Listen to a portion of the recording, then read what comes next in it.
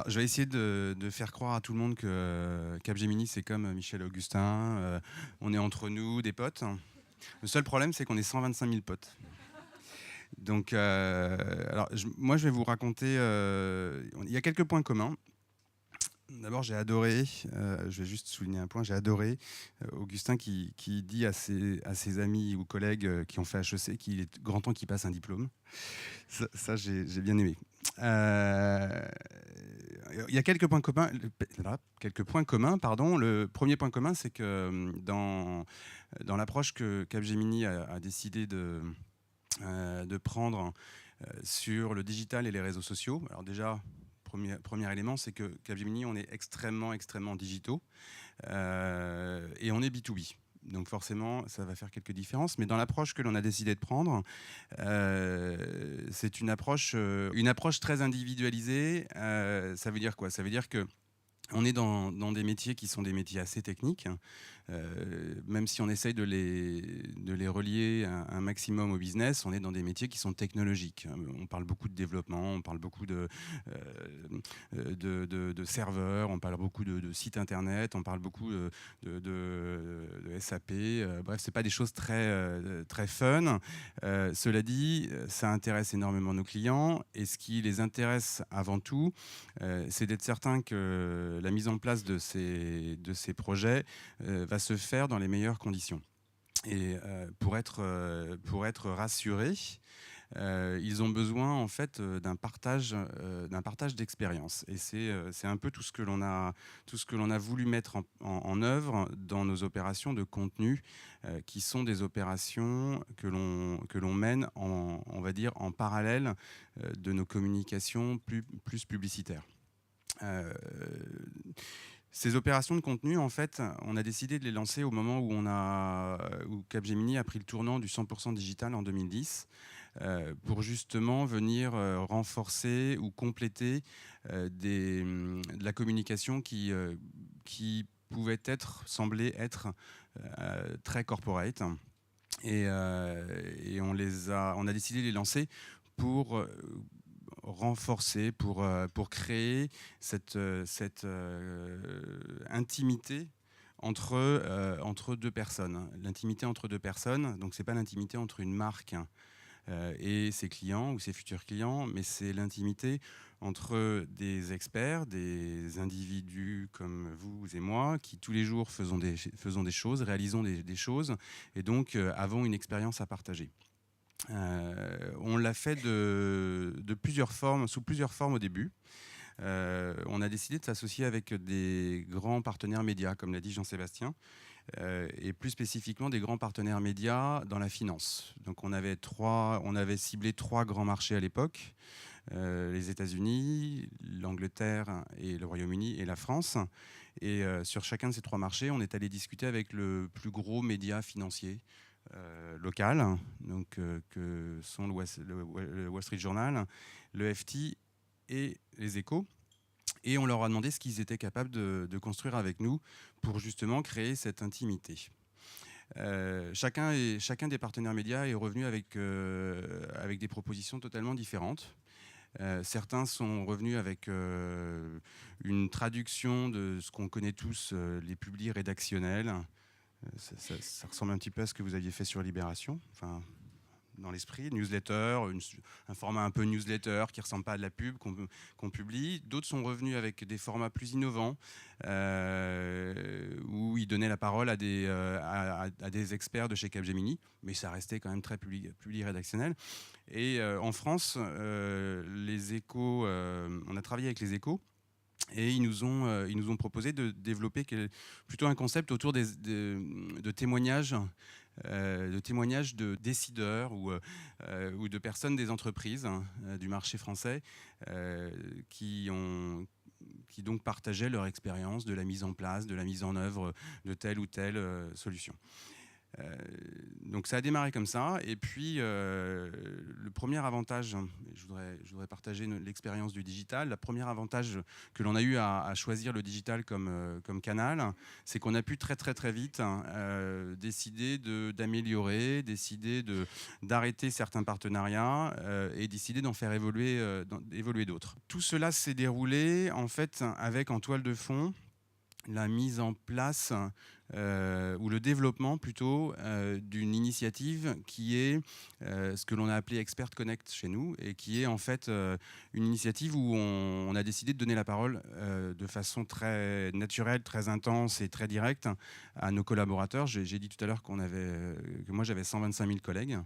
Et dans ces 125 000 collègues, il y a beaucoup de personnes intéressantes. Il y a beaucoup d'experts dans leur domaine, parfois extrêmement pointus.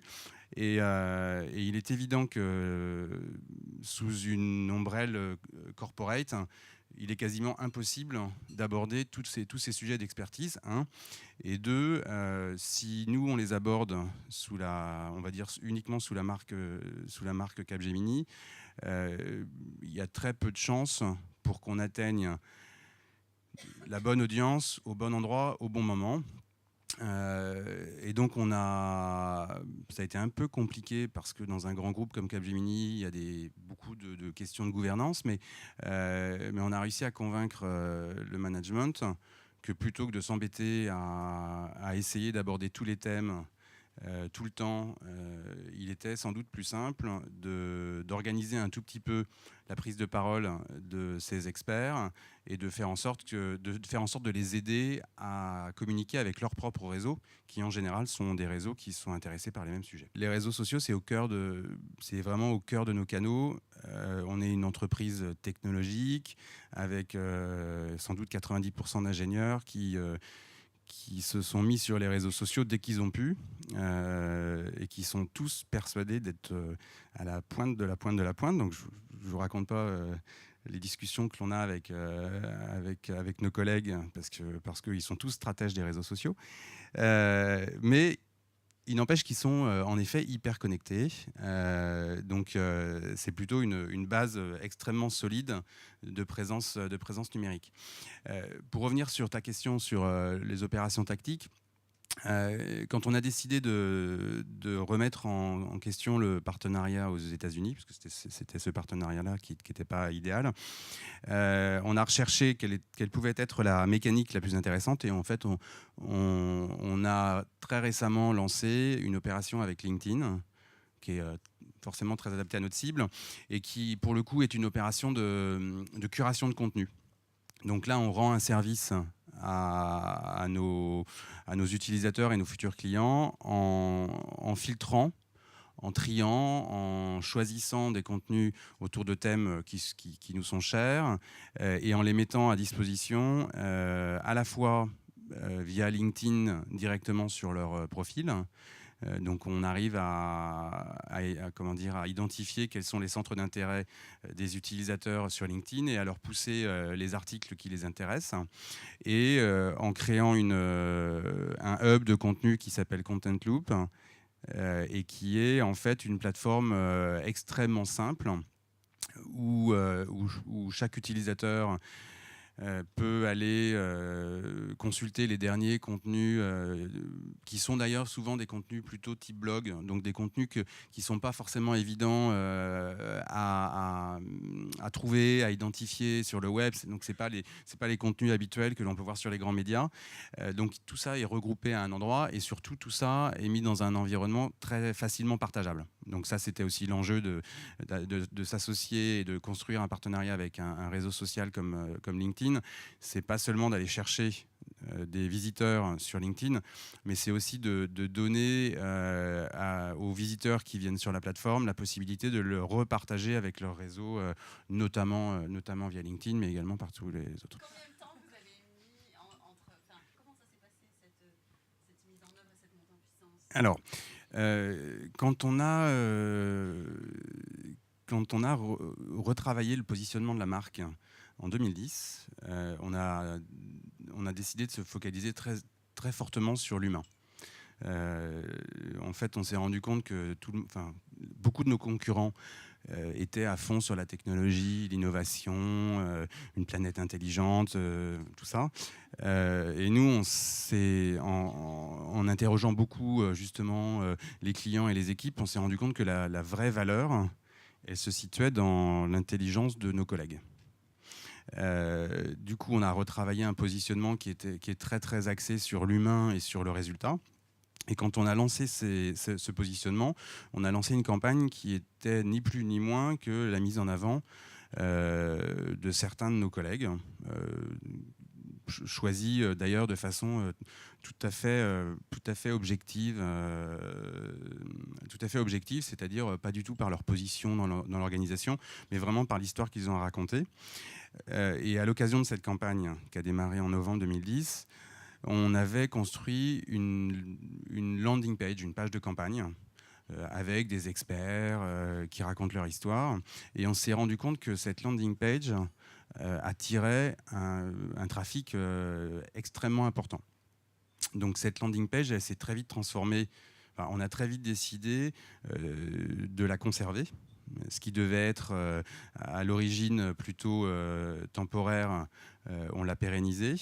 Et on a commencé, donc la décision, elle s'est prise en quelques jours. Quand on a vu le taux de clic, quand on a vu la profondeur de la navigation, quand les gens arrivaient par ces pages, on s'est dit, il y a un truc, on va peut-être tirer la ficelle. Et donc on a construit cette landing page et on l'a développée comme une fonctionnalité, une partie intégrante. D'abord une fonctionnalité, puis petit à petit, on l'a immiscé dans toutes les parties du site. C'est-à-dire que vous retrouvez et des experts sur les solutions et des experts sur les publications. Et on s'est dit, mais les auteurs des recherches et des publications, les consultants, fameux consultants, plutôt que de ne jamais les montrer, plutôt que de les cacher de peur qu'on vienne nous les piquer, on a décidé de les associer avec leurs publications, de mettre leur profil, les liens vers leur profil LinkedIn pour qu'ils puissent être en contact avec leurs lecteurs, ainsi de suite. Et on est arrivé assez vite à ce chiffre d'une centaine. Ça a pris 6 mois et aujourd'hui, on est en train de travailler à vraiment élargir et industrialiser de façon importante cette approche.